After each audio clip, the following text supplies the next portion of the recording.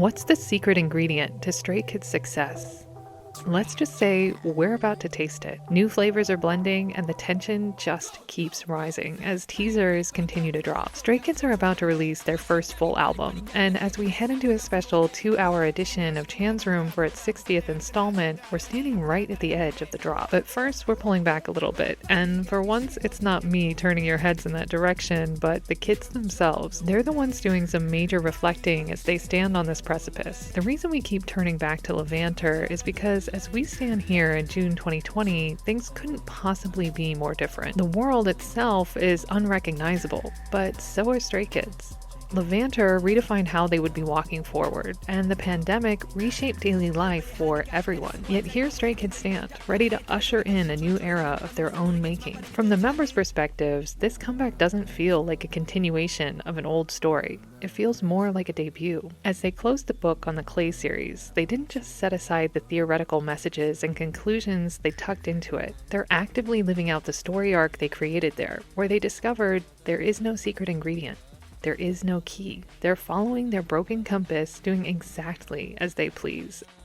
And it's this spirit that's driving the energy of this pre-release moment. Stray Kids haven't just set the table for a musical feast. They built the kitchen, they wrote the recipes, and became the chefs themselves. All of this has been brewing behind the scenes as they adjusted to life as a group of 8, launched a world tour, re-recorded dozens of songs, and completely rerouted their path forward in the midst of a global pandemic. Even the name of this album makes a statement. The sheng in Go Sheng means raw or life, and its English counterpart, Go Live, emphasizes action. This duality mirrors Stray Kids' ethos. Real, unfiltered, and always moving forward. But this time they brought us something even more personal, a collection of songs that feel like true extensions of themselves. At the heart of it all is God's Menu, a song that almost didn't happen. Originally, Go Live had a different title track, but when Changbin played the guide for God's Menu to the members, they knew immediately.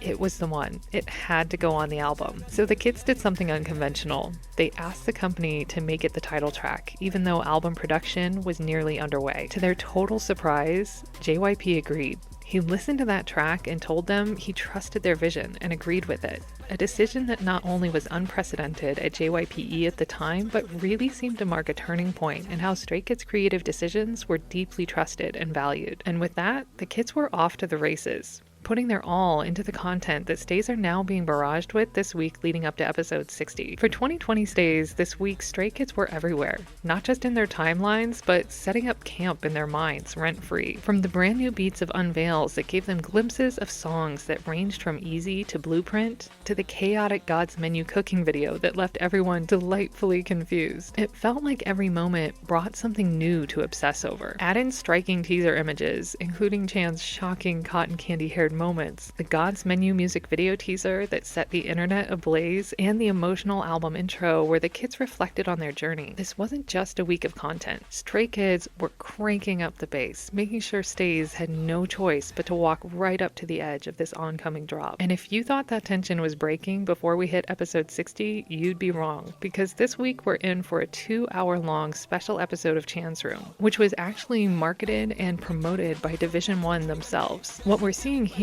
is the evidence of that trust that's being extended to the kids. An acknowledgement that their hard work has earned them a respected place in the K-pop industry. That's why when we hit play this Sunday, January 26th at 11 p.m. KST to rewatch this episode together, there will be a little whiplash at the new format and structure. It's a special episode, so the setting won't become a new normal for us, but what's really being established here is the significance of Chan's Room itself. It's easy to forget that there's more to Chan's Room than those you and me moments Chan creates with Stay here. At this point, it's already become a household name in the K-pop scene too, where even higher ups see the power behind it, and in this case have opted to throw their full support behind the idea of the kids launching their first full album from that space, which happens to be the recording studio that JYP himself uses. This episode is long, but it's also a really important one to take in as we walk forward with the kids. This format is totally new, and there's some awkwardness tied to it, but more than anything, what we see here is our 8 together as they live out the truth of letting their hearts guide them. And not just them.